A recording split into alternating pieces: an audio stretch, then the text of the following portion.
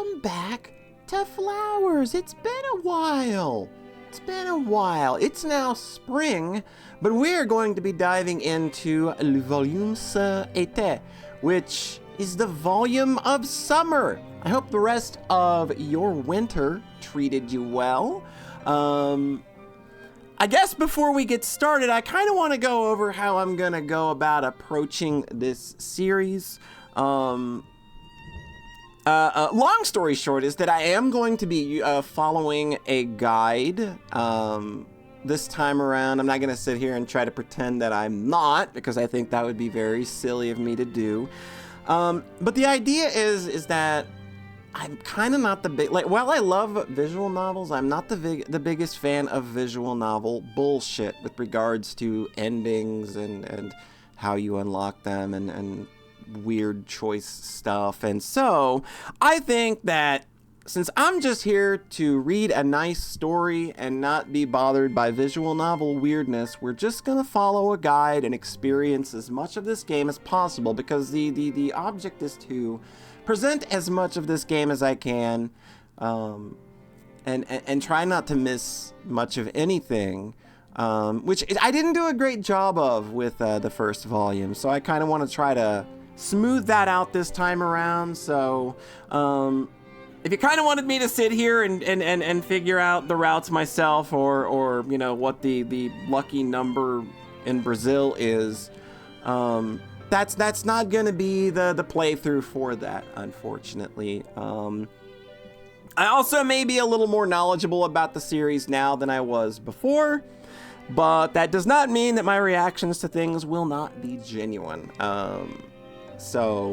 I guess other than the fact that videos may not be a daily occurrence, because I'm going to be recording these in a bit of a different schedule due to my own life things going on. So we're going to just get to recording when we can, spend some nice quality time with cute girls, and just do the best we can. Still going to try to keep the videos at about an hour and a half in length. They may go longer. We'll see. But yeah, I guess that's all of the stuff that I wanted to cover out of the way. So I guess let's get into Girls Falling in Love. Let's just do the damn thing. What do you say? All right. Dive in, right in.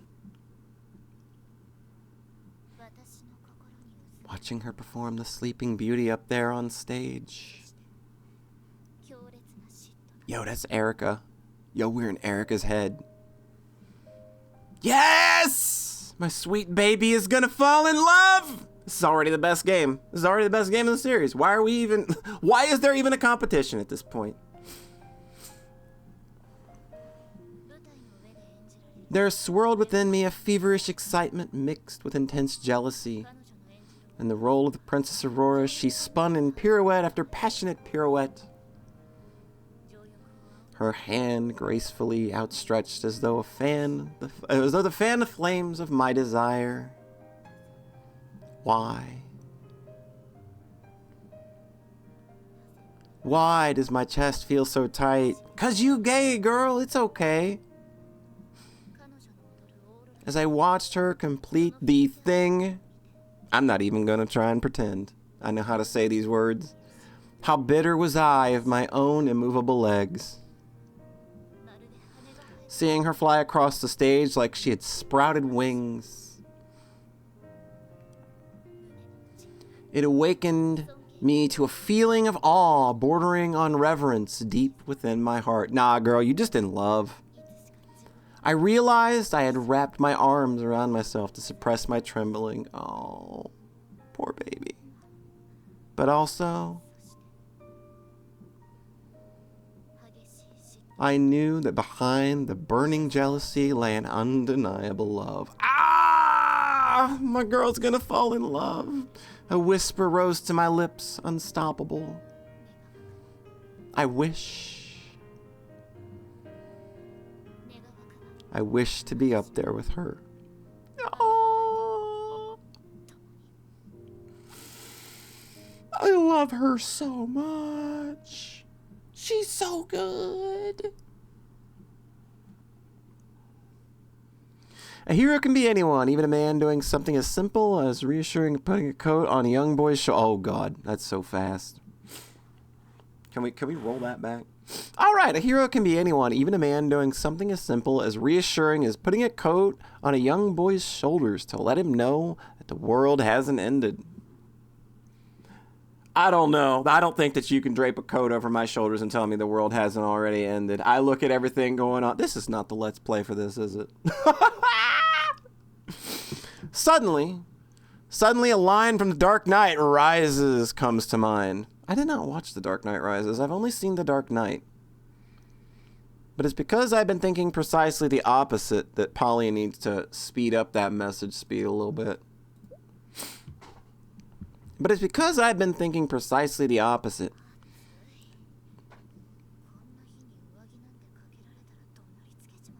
No, but you give everybody a piece of your mind, Erica. Outside the window, the verdant trees are bathed in sunlight. Even though it's the end of the school day, I still have to narrow my eyes against the sun's strong rays. Squinting, I can just make out the chapel in the distance. It really is a magnificent chapel. It just oozes history. Well, of course, this is a distinguished missionary school built in 1870.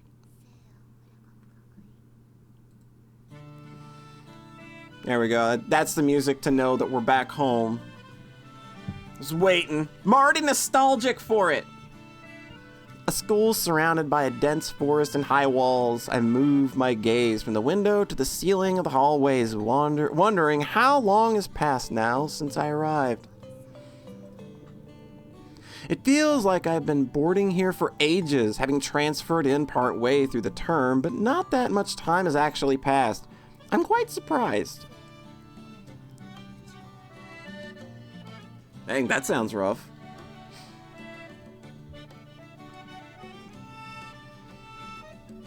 What with my legs, I haven't been able to attend classroom lessons. Back then, I had played a little prank while returning some books I'd borrowed from the library. She used Google to figure it out, don't worry. My bookworm buddy, the face of our little library sprite floats before my eyes. Man, let's get a bookworm buddy counter going. I don't just mean for this game either. Speaking of figuring things out, I'm reminded of the 7 mysteries she told me about. Another instance of her playing detective.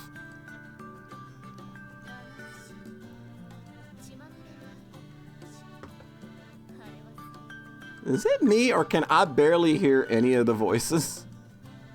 Hold on here. This is a very good thing that you should be doing during a Let's Play, right? The whole situation had been so laughable, the phrase, "much ado about nothing," springs to mind. My bookworm buddy was always getting herself mixed up in those sorts of things. Right. I'd also lent a hand when she was assailed by that weirdo student president.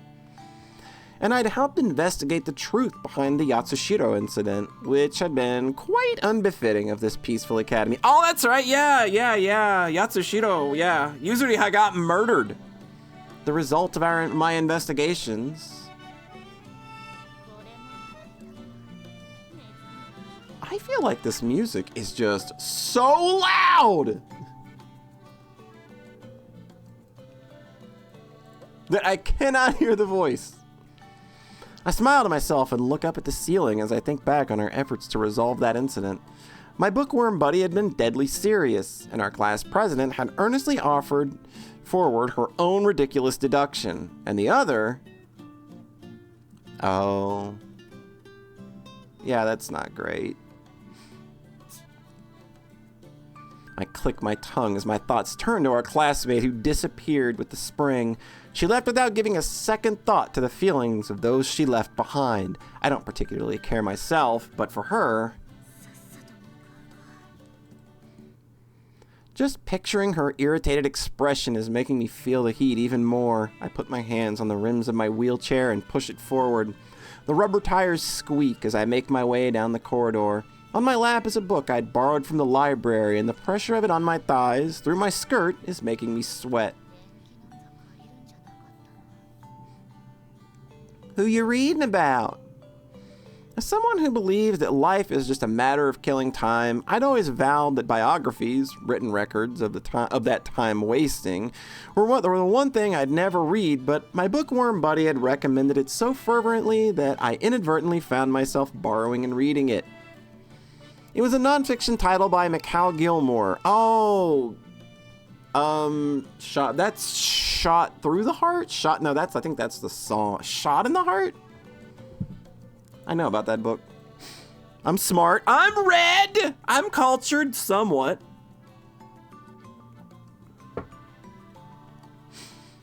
It turned out to be quite a disturbing tale as I read it and wondered at how one family could suffer such bad luck until, by the end, I had passed beyond pity to a state of amazement.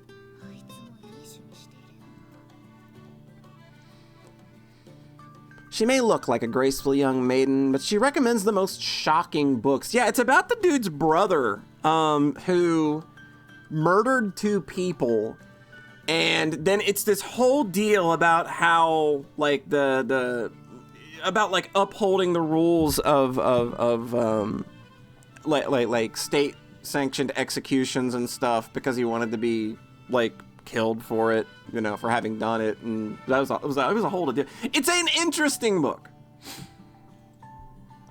Although maybe she's just a voracious reader. When it comes to books other than biographies, I'm the same.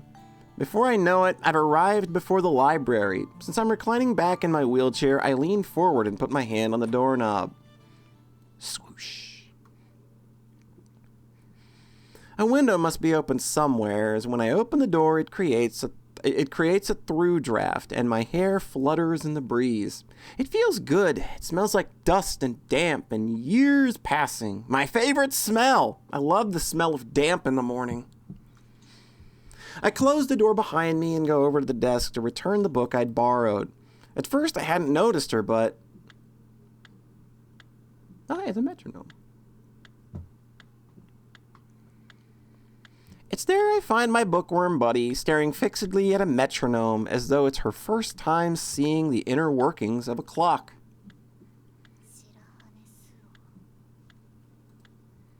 She's having a rough one. Yeah, I don't think she's handling this too well. I think she's, yeah. She stares at the device despondently, looking like she's just now realized the truth behind things. I murmur her name to myself and quietly move my wheelchair down over to her. Yeah, she's having a rough go of it, not to mention, like, summer's also turning her into a slime puddle because I bet this place doesn't have any kind of good air conditioning. With a swoosh, the breeze blows through the room again, ruffling her beautiful long hair. Her skin is so pale it's almost translucent, and the melancholic cast of her pretty, delicate features only serves to heighten its impact.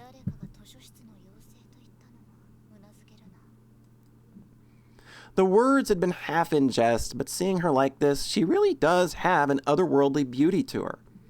Like she stepped from the pages of a fairy tale into real life. Do it! I bet you look great. Like, just because your hair's a little frazzly doesn't mean it ain't gonna look good. You could, like, rock, like, a Claudio Sanchez thing if you want. I bet you could pull it off. This thought strikes me as her long black hair sways in the breeze. I've never been jealous of another girl's looks, but the sight of Shirahane's hair almost elicits a sigh from my lips. That fine and glossy black hair is a true symbol of femininity. Imagining myself with long hair, I have the crazy idea that my own naturally unruly hair would have me looking like Medusa from the Greek legends, and I shake my head with a wry smile. Kind of feel like that's a good look too, though. Like, I think Erika would make a good Medusa, and I mean that in the most complimentary way.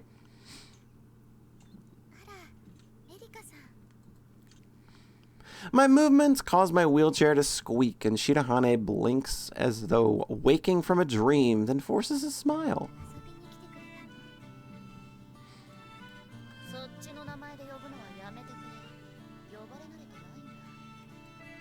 She giggles slightly. My name is Erika Yaigaki. The name that this girl figured out. I addressed Shirahane's questioning look.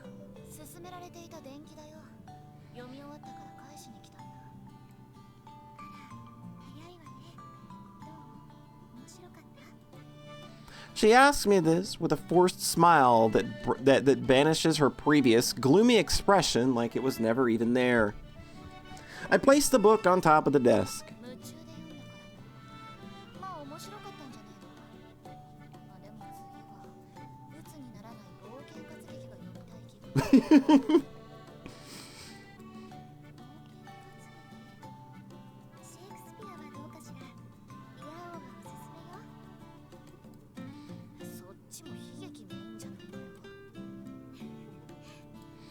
I parry Shirahane's rare joke, and she covers her mouth with her hand as she laughs daintily.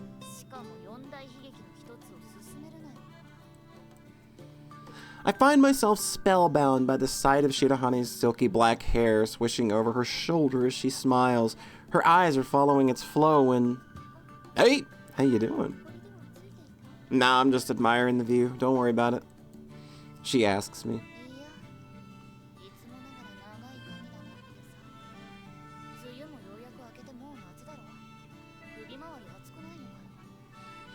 As somebody with incredibly long hair, yeah, if I'm out long enough in the summer, I actually kind of hate it, because, yeah, my neck just swelters, but it also prevents my neck from getting sunburnt, so I guess I'm not, I guess I can be thankful a little bit.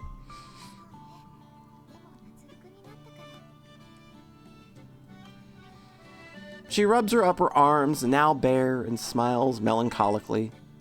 Seeing Shirahane in her summer uniform and wearing that unnatural smile, I feel like I've caught a glimpse of the sorrow of times passing, of the anguish of those empty days that have passed since she disappeared, of the amitié partner who should be here with us right now.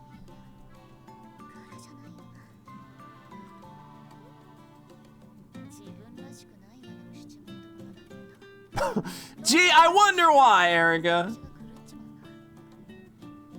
You got like you're opening yourself up to friendship, my girl. You're becoming softer. Let your heart soften just a little bit. Acknowledge it. Accept it. It's fine.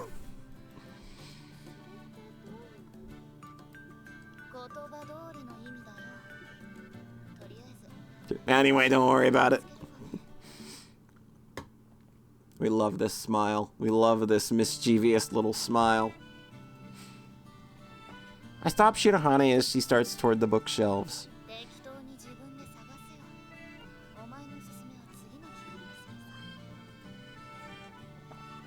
I bite back the words of consolation that have risen in my throat and wheel myself over to the modern fiction shelves.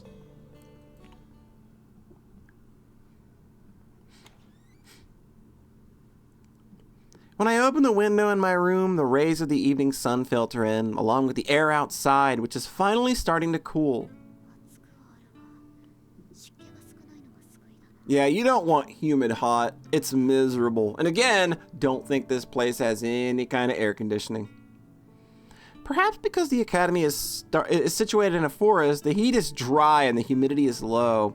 After a while spent gazing out through the open window in the vermilion sky, I notice that my hot bedroom is now beginning to cool. Now then, what to do?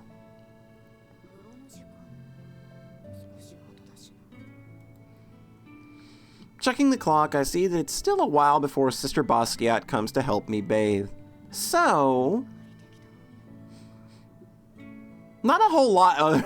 I mean, I don't get the impression there's a lot to do in the evenings at this place. I feel like it's go to school during the day, maybe attend your clubs in the afternoon, and your evenings are literally a read book or stare at ceiling. But glancing at the book I've tossed on my bed, the memory of the biography I've just read lingers in my mind. I want to leave it a little longer before starting something new. I'm the same way. Like, when I finish something, I don't immediately just jump right into the next thing. Like, I don't finish a visual novel and jump into the next one. I don't finish a new RPG, or finish an RPG and then just jump right into it. I like to let my brain chew on things for a bit, let them kind of marinate. Even some action games. Like, I remember Hollow Knight. I played that game and I kind of just, I just kind of let games go away for like a week or so while I just kind of basked in the afterglow of it. As I'm gazing at the cover, all of a sudden, I hear something that sounds like a faint scream. Oh no! Did Yuzuriha get murdered again? Her nails scratching on a chalkboard. I turn my wheelchair to the direction the noise coming from somewhere beyond the open window.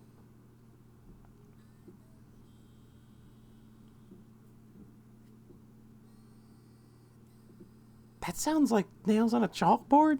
That sounds like somebody dying?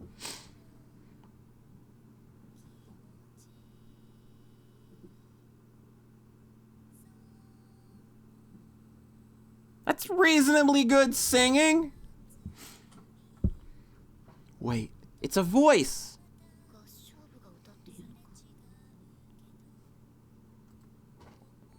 Straining my ears, I realize that it's actually the sound of someone singing. It's quiet, like a radio tuned down low, and yet the voice reverberates in my ears and in my heart. Is it because the melody is so sad?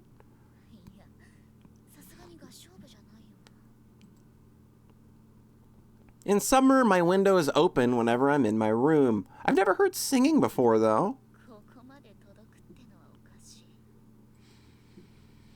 I whisper, then smile to myself, the grin that my bookworm buddy would call my cat smile.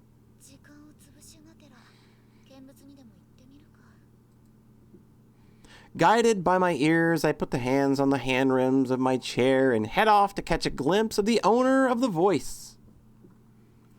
Somehow, as I push my wheelchair along in pursuit of that melody, I start to develop a strange feeling inside.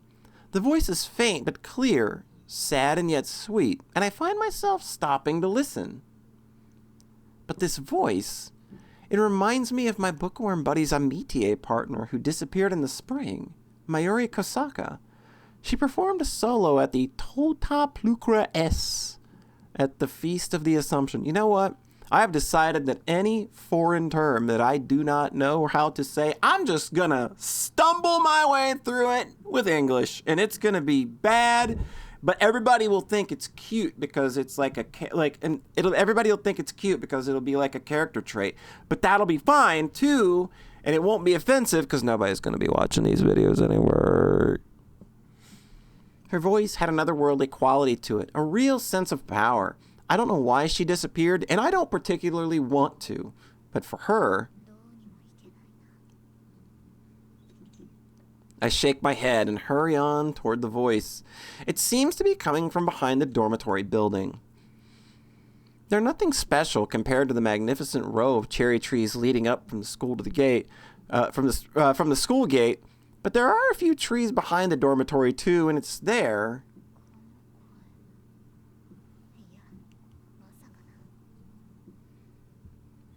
The voice leads me on, and suddenly, there before my eyes,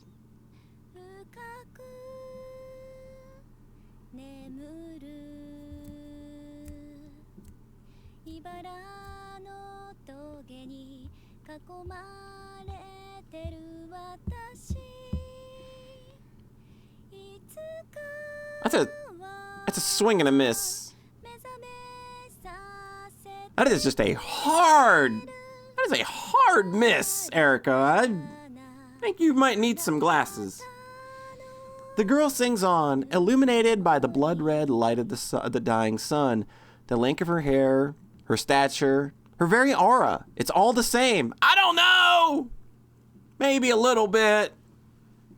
I mean, she's kind of got the same kind of bangs, I guess. Maybe, like, I don't know. I just kind of look at her, and it doesn't really immediately strike me as Mayuri. No. I'd call Shirahane otherworldly, but this girl is just as beautiful. I feel like I'm watching a scene from a movie. Is she older than me? Her mature face is perfectly shaped like a doll's. A line from a book I once read comes to mind. A being not of this world. A voice that squeezes at the heart. But there is no expression on that girl's face. Is it just that I can't read her emotions? It's as though she's singing simply out of duty. It feels mournful. For some reason, there's something sinister about the magnificent spectacle. The sound of a fallen twig cracking under the wheel of my chair resounds in the still air, and the girl stops singing. She then turns towards me, slowly, as though coming back to reality. She asks me this in a sharp voice, quite opposite in tone to her singing.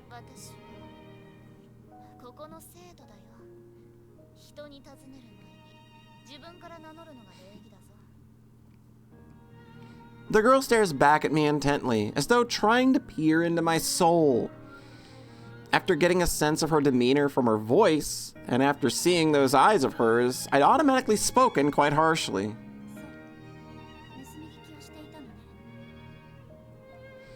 She doesn't answer my question and continues staring at me like I'm a piece of dirt on the sole of her shoe. Don't like the way you're looking at me. Her eyes speak her annoyance. It reminds me of how I used to be, and it makes me feel strange.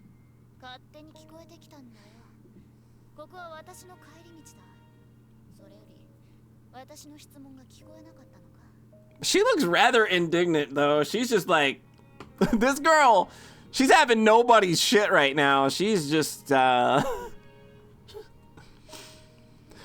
girl looks over to where her things are leaning against the trunk of the cherry tree, as though she hasn't heard me at all.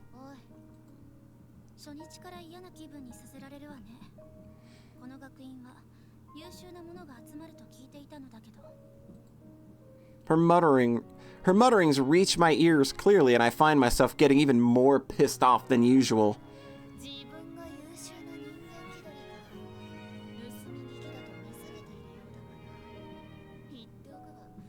Damn! Get dusted, girl!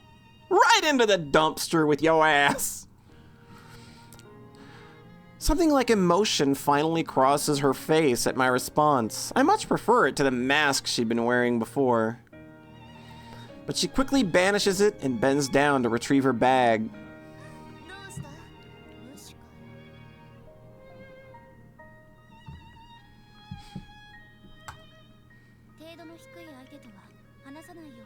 Wow! Wow, that feels real uncalled for! I can't help but grin at this outright rudeness. Oh, that's right. I mean, if anybody's gonna be into just kind of being dumpstered like this or having this kind of dynamic, Erica is absolutely the girl. Hey, there's sirens. Are we getting arrested for being too gay? I don't know if those are audible, but yeah, there's a bunch of sirens going by.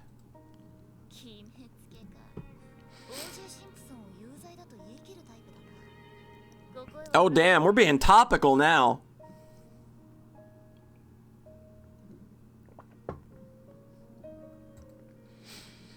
A distinct flash of emotion lights up her eyes at that.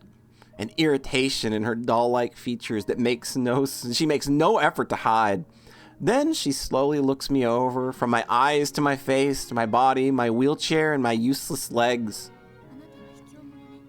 Well, that's not very nice. She says this right into my ear. And a baby. Damn! You just got called a baby! Fucking literal infant! Oh, that one hit! I spin around in anger, but she's already stalking off. She doesn't spare me a backwards gaze. Her silhouette is swallowed up by the twilight. I murmur aloud to my friend who disappeared with the spring. Dang, dude. Great start to things. Oh, is it OP time? It's OP time!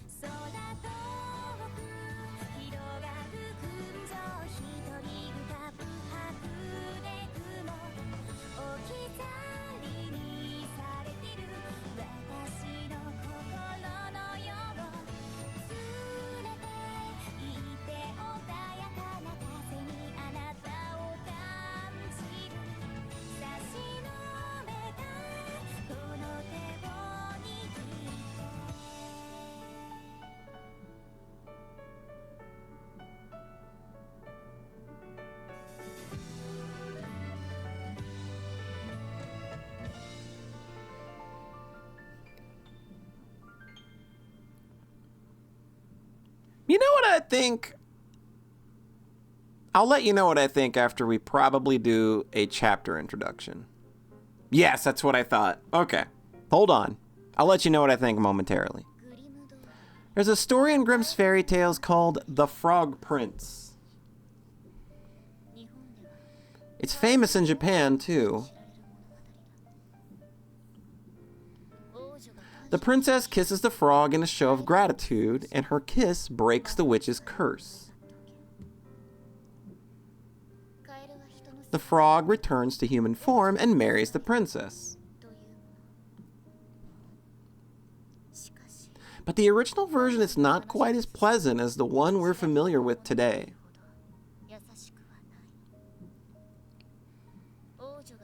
The princess drops a gold ball into a pond and the frog offers to retrieve it for her if she'll become his friend. Rather than accept his terms, the princess returns to the castle without befriending the frog. The story that begins now is that of a poor little frog waiting for the one who is left behind. Who left it behind? Yeah. Okay, so I was gonna say, I think you know when a story and writer are very confident in the story that they're telling, when they give away, I for one can certainly understand how he'd feel. When the writer in their opening animation looks like they're giving away a bunch of key scenes from the story. Like, this literally was like modern day movie trailers spoil everything. Like, we already know what the possible romance is going to be here based on just what we saw in that introduction. And I think that exhibits a confidence in their ability to tell the story, and that the story that they're telling is going to be a strong one, that they don't care that they're giving that away. And maybe it's best to get it out of the way because you know what you're getting into with a game like this. I'm rambling. The sea of curious eyes are staring at me. I attend classes rarely, but for once I've deigned to show my face in the classroom.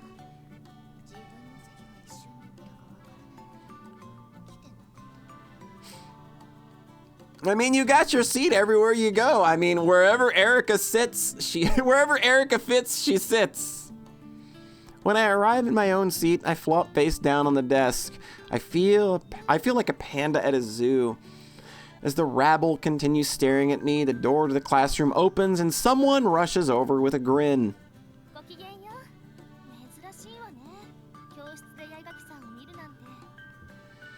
It's Rika Hanabishi, our straight-laced class president with a penchant for blackmail!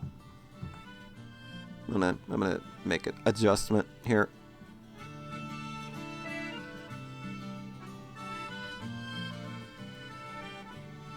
I'm doing this on the fly this time around because Windows Update happened and like my levels are not matching what they used to be.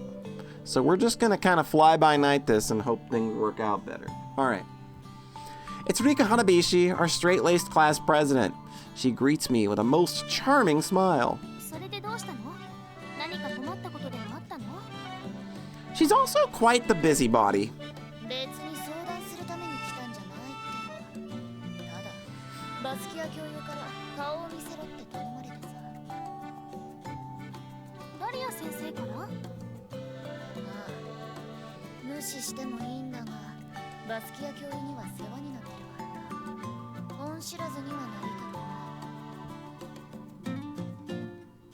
The president's eyes widen behind her glasses.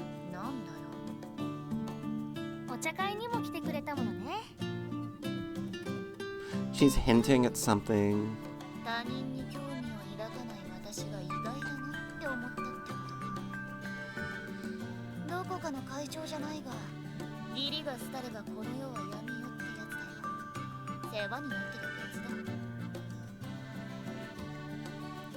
Repay kindness in turn. That's what my middle sister said, albeit pretty sourly. I didn't get the idea from her, but I feel the same way. I'm a bit concerned by the president's demeanor as she smiles and shakes her braids. I know that she has good intentions, but I don't deal well with those sorts of sentiments. The Prez hasn't even gone to put her bag on her desk. She obviously still got more to say. It seems like she intends to spend the time before morning prayers chatting with me.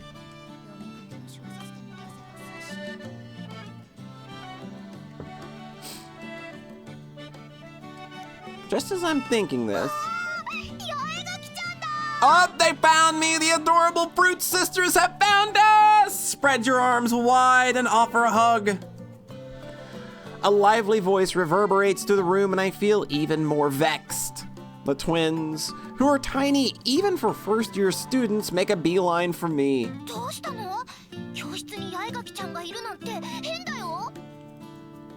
The one with 2 beauty spots and her hair tied up is Ichigo, the elder of the 2.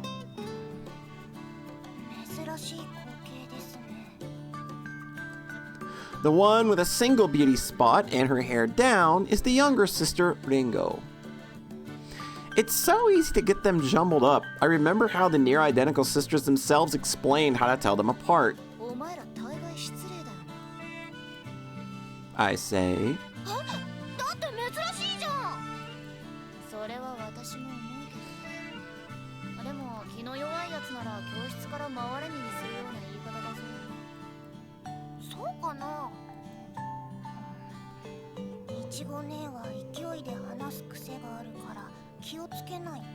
I don't know, I think there can be a benefit to just saying what's on your mind sometimes.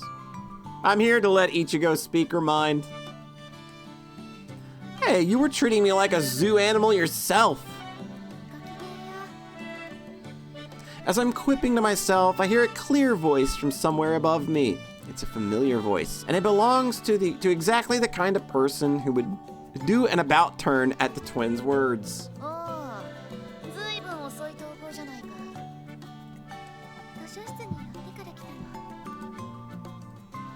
She puts a hand on her chest and smiles. She must have been rushing. Thankfully, she's not the type to ask annoying questions. I'd like these two to take a leaf out of Shirahane's book. I know. Let's play with them a bit. Came to say goodbye. It's all over. Deciding to play a little trick on the twins, who are peering at me with great curiosity, I heave an exaggerated sigh.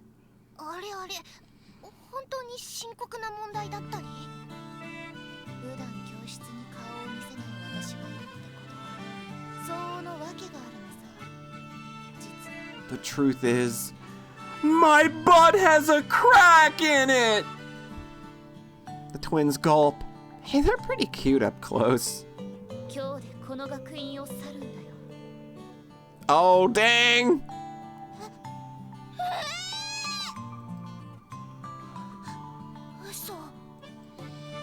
That was a bigger reaction than I'd expected. The class president, who already knows why I'm here, narrows her eyes in exasperation while Shirahane appears to be in a state of great shock for some reason.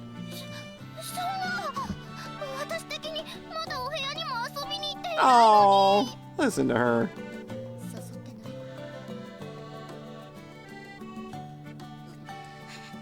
Oh, no, you don't make Ringo cry! The two of them look genuinely upset, which is a bit of a surprise. Their eyes are welling up with tears, even though we've only known each other for 3 months at best. Oh, you've gone too far. A small hand covers mine, small, warm, and perfectly cute.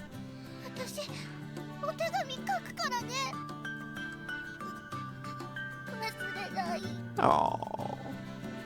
Look how much they love you, Erica. Look how much they love you! They stare at me with the utmost seriousness. Yeah, I think you gotta pull it back now. When you do your joke and people start crying, you don't lean into it then. It's always funny until someone gets hurt, and then it's just hilarious.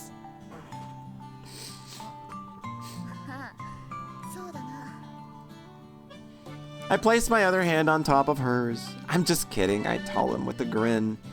Letting their protests roll off my back, I tell Shirahane how Sister Basquiat had requested that I come to class today. She puts her hand on her chin.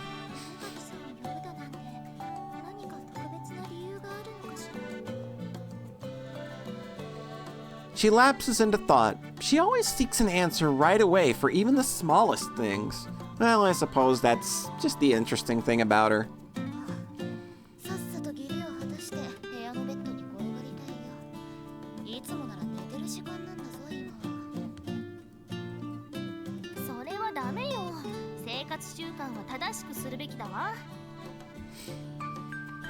The president makes an earnest point in response to my banter, but I brush it off dismissively. I catch a whiff of her sweet, fresh scent as she leans forward. I'm not even women! You got women telling other women, bitch, you need to smile more. Takes more energy to frown than it does to smile. Yeah, well, it took more energy to tell me that than to leave me the fuck alone. The uptight look of hers cuts her attractiveness in half. Although maybe some people are into that kind of thing. Oh, don't worry, they are. Gokigenyo! At the kindly yet somewhat airheaded voice, we all take our seats. I lift my head from where it had been resting on my desk and languidly look over at the owner of the voice. She's as beautiful as ever. She comes to help me every day thanks to my legs, and I think the same thing each time. Topaz eyes, framed by her slender features, lustrous shining hair like fine silk. Girl sitting here in real time realizing, oh God, I'm gay. I mean, I know there's no point in comparing myself to her, but still. Her figure is voluptuous and womanly, quite a rarity here at the Academy. Honestly, I'm pretty jealous and into it. A sigh escapes my lips as I think of my own messy hair and scrawny body.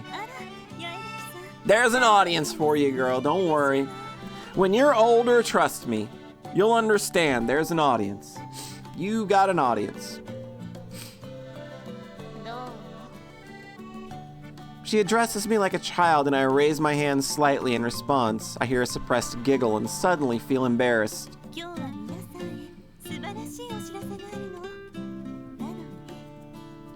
Her slightly downturned, honey-colored eyes are fixed on me.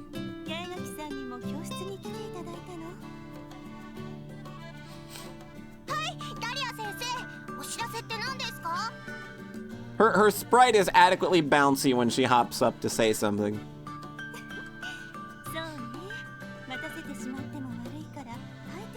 Oh, I know where this is going! Sister Basquiat calls out through the door, though there's no immediate answer. Then the door opens and the people she'd been keeping waiting enter the classroom. Oh, there's people? There's more? We got more transfer students. To be honest, I'd had a hunch about what was going on from the way she led into it. From the moment Sister Basquiat said she had some wonderful news, however... Oh. Uh-oh. All the way over there on the left. I'm not capturing my mouse cursor at the moment because I forgot to, so you're just going to have to trust me on this. All the way over to the left. We are not going to... The only girl that we are going to get to know out of this whole bunch, you can bet your ass, is the girl who's got kind of greenish hair and who's staring off in her own little world. While I'm curious as to the high number of transfer students, my eyes are fixed on just one of them. That girl. Start throwing, she's like already getting spitballs ready in a straw. I'm getting this geek. The one with the extraordinarily haughty expression, like every little thing she encounters is an annoyance.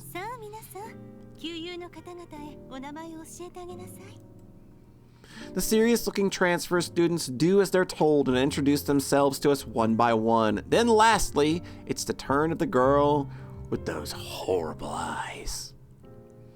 転入生の高崎千鳥です。よろしく。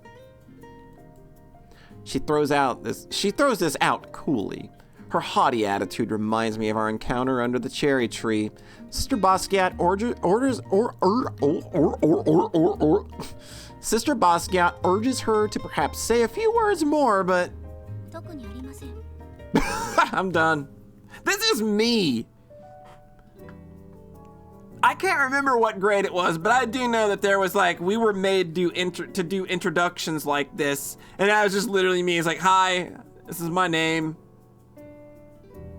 And I'm done. I got nothing else to say. And the teacher just kept prodding. Do you like anything? Not really. Nah, I'd kind of like to, I like sitting down. Can I do that now? And then that exchange was over. She shuts it down. This girl.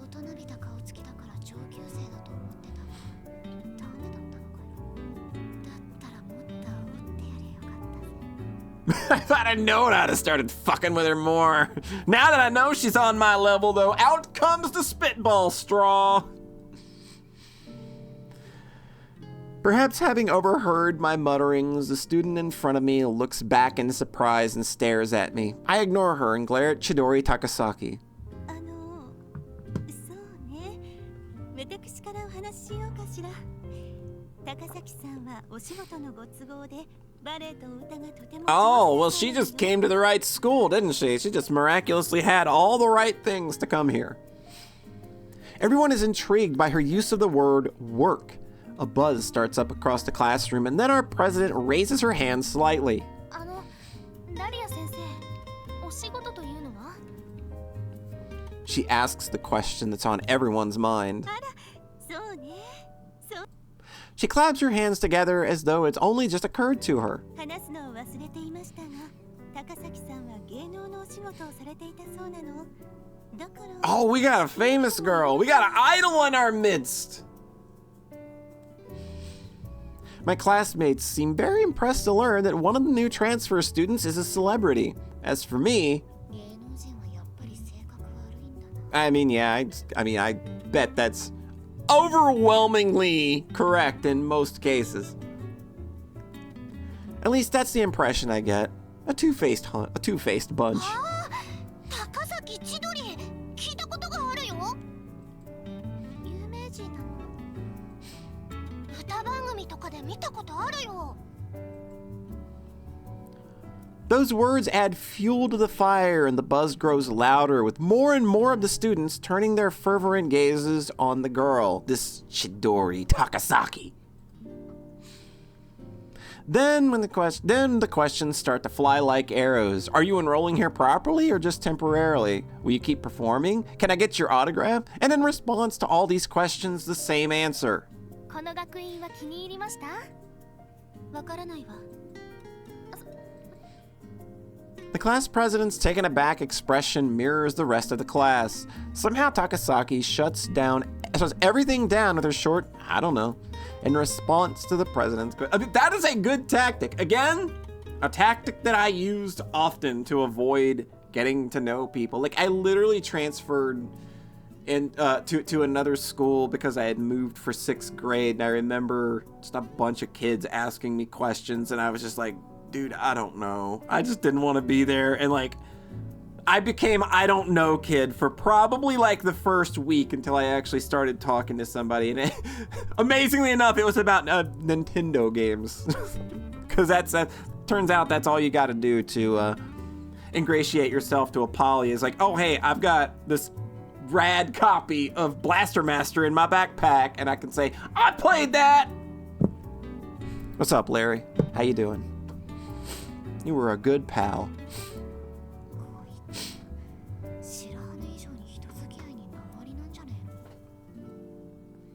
No, it's more like she doesn't have any intention on making friends with anyone in the first place. All right, it works out. I don't want to be friends with her. She ain't gonna want to be friends with me, and neither the twain shall meet.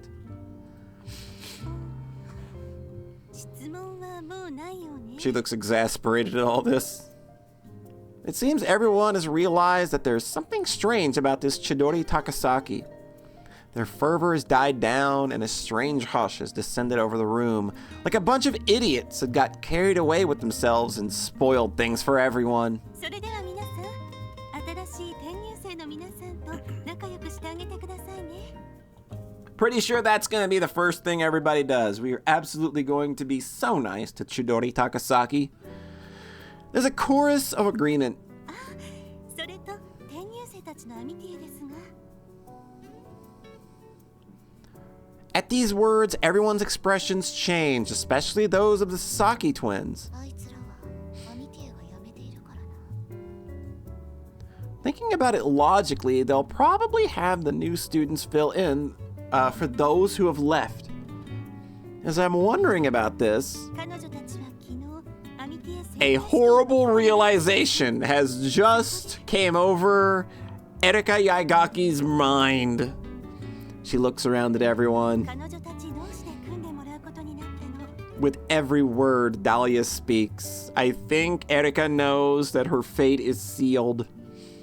I'm a little deflated at the sound of the completely inoffensive compromise. 高崎が白羽の班になったら面白そうだったのによ。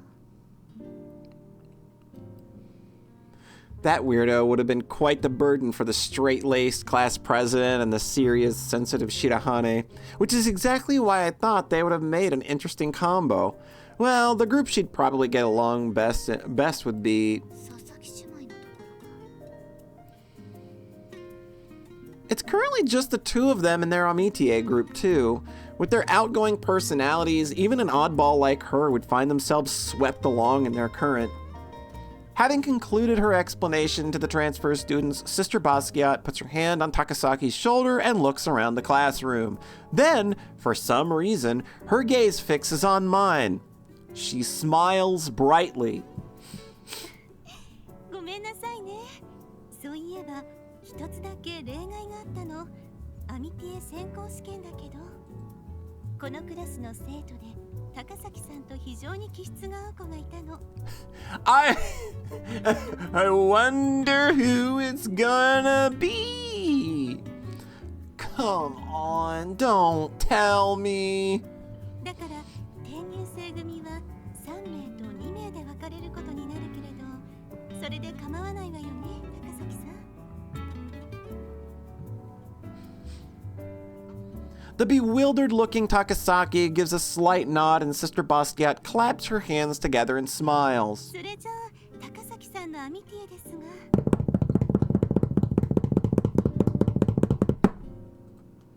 Come on, seriously, you're kidding, right? 八重垣さんに頼みたいと思って。 Congratulations! You've won the lottery! 意義あり。 My bad feeling had been right on the mark. I shamelessly fling my hand into the air. どうしました？八重垣。なんでイレギュラーな決め方をするんですか。転入生が6人なんだから3人と3人でアミテを組めばいいんじゃありませんか。ええ、だけど先ほども説明したでしょ。高崎さんはアミティエ選考試験を受けてもらい、そこで厳正な審査の結果決まったことなの。 She says this conclusively. And it was judged that she'd get along well with me? No freaking way! あ、いや、それは。大丈夫よ。ちゃんと選考して。 This is all above board, don't worry. This isn't just me meddling. Look at that smile. Look at that smile on that nun's face. This girl be meddling. Her tone is gentle, yet to me, it sounds worse than nails scraping down a ア chalkboard. ミティエとして仲良くして。 Oh, that's gonna work out just fine. In response to her calm explanation of the reasoning, all I can say is, I prefer to be alone! 一人きりがいいのに。 The unvarnished truth spills from my lips. Although I'd said it quietly, my voice still reaches Sister Basquiat's ears. 八重垣さん。 Oh no, she's got a sad look on her face now. Oh, are you playing it up? She's playing it up now. A melancholy shadow passes over her honey-colored eyes, and she moves to stand before me. Oh, it's a power move! It's a power move! Even Erika Yaigaki is powerless and under the watchful, sorrowful gaze of the cute and pretty perfect nun.